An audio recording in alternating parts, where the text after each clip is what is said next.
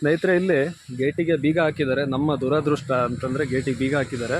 So ಇಲ್ಲಿಂದನೇ ಮನೆ ನೋಡೋಣ. ಇದೇ ಮನೆಯಲ್ಲಿದ್ದಾಗ ರಾಜ್ಕುಮಾರ್ ಅವರನ್ನು ಕಿಡ್ನ್ಯಾಪ್ ಮಾಡ್ತಾರೆ. ರಾಜ್ಕುಮಾರ್ ಅವರ ಜೊತೆಗೆ ರಾತ್ರಿ 9:30 ಟೈಮಿಗೆ 4 ಜನ ರಾಜ್ಕುಮಾರ್ ಅವರ ಸಂಬಂಧಿಕರನ್ನು ಕೂಡ ಕಿಡ್ನ್ಯಾಪ್ ಮಾಡಿ ಕಾಡಿಗೆ ಕರ್ಕೊಂಡೋಗಿ 108 ದಿನಗಳ ಆದ ನಂತರ ಬಿಡುಗಡೆಯನ್ನು ಮಾಡ್ತಾರೆ. ಇದೇ ಮನೆ ನೋಡಿ ಸ್ನೇಹಿತರೆ. ಇಲ್ಲಿ ಗೇಟ್ ಹೊರಗಡೆ ಮುತ್ತು ಅಂತ ಇದೆ, ಈ ಕಡೆ ಬಲಭಾಗದಲ್ಲಿ ವರದಾ ಅಂತೇಳಿದೆ. ಕಾಣ್ತಾ ಇದೆಯಾ? ವರದಾ ಅಂತಿದೆ ನೋಡಿ. ಇಲ್ಲಿ ಪಕ್ಕದಲ್ಲಿ ಒಂದು ಸಣ್ಣ ದೇವಸ್ಥಾನ ಇದೆ. ಇಲ್ಲಿ ಕರ್ಕೊಂಡು ಹೋಗ್ಬೇಕಾದ್ರೆ ರಾಜ್ಕುಮಾರ್ ಅವರ ಕೈಗಳನ್ನು ಕಟ್ಟಿ ಹಿಂದ್ಗಡೆ ಕೈ ಕಟ್ಟಿಬಿಟ್ಟು ಕರ್ಕೊಂಡು ಹೋಗ್ತಾರೆ ಅಂತ ಹೇಳ್ತಾರೆ. ಹಾಗೆಯೇ ಈಗಾಗಲೇ ಸಾಕಷ್ಟು ವಿಡಿಯೋನ ಕೂಡ ಇದರಲ್ಲಿ ಮಾಡಿದ್ದಾರೆ. ಕಲಾ ಮಾಧ್ಯಮದವರು ತುಂಬ ಚೆನ್ನಾಗಿ ವಿಡಿಯೋನ ಮಾಡಿದ್ದಾರೆ. ಒಂದು ವಿಚಾರ ಏನಂತಂದರೆ, ವೀರಪ್ಪನ್ನು ಮುಂಚೆನೇ ಅಲ್ಲಿ ತನ್ನ ಸಹಚರರಿಗೆ ಹೇಳಿಬಿಟ್ಟು ರಾತ್ರಿ 1:30ವರೆಗೆ ಈ ಕಾಡಲ್ಲಿ ಕರ್ಕೊಂಡು ಹೋಗ್ತಾನೆ.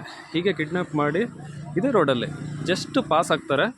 ಇದೇ ರೋಡ್ ಪಾಸ್ ಆಗಿಬಿಟ್ಟು ಆ ಕಡೆ ಕಾಡಿಗೆ ಎಂಟ್ರ್ ಆಗ್ಬಿಡ್ತಾರೆ. ಇಲ್ಲಿಂದ ಸ್ವಲ್ಪ ದೂರ ಹೋಗ್ತಿದ್ದಂಗೆ ಕಾಡು ಸ್ಟಾರ್ಟ್ ಆಗುತ್ತೆ.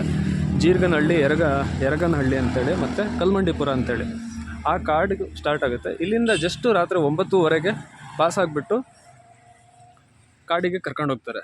ಕಾಡಲ್ಲಿ 1:30 ರಾತ್ರಿವರೆಗೂ ನಡೆಸಿ ಅಣ್ಣವರಿಗೆಲ್ಲ ಸುಸ್ತು ಮಾಡಿಬಿಟ್ಟು ನಾಗಲ್ಲಪ್ಪ ಅನ್ನೋ ಟೈಮಿಗೆ ಒಂದು ಅರ್ಧ ಗಂಟೆ ರೆಸ್ಟನ್ನು ಮಾಡಲಿಕ್ಕೆ ಒಂದು ಕಲ್ಲು ಬಂಡೆ ಮೇಲೆ ಕೂರಿಸ್ತಾನೆ.